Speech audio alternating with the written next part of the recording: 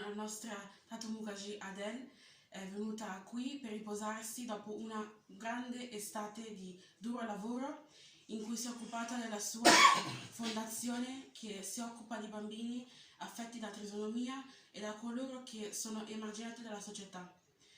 Si occupa anche dei bambini autistici, quindi affetti da handicap. Dopo questo duro lavoro era talmente stanca che aveva bisogno di riposarsi. Mamma ha avuto la possibilità di prendere anche le ferie per stare a casa e occuparsi bene di lei. Si vedeva che il primo giorno era molto stanca, il secondo anche, e a partire dal terzo abbiamo visto che ha cominciato a riprendere la sua solita routine.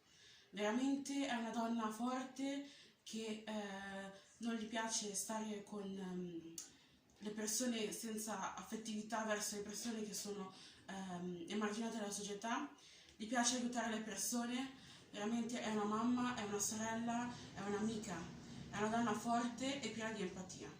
Che il Signore vi benedica e apprezzo molto questa sua, il fatto che lei sia venuta qua da noi, a Milano.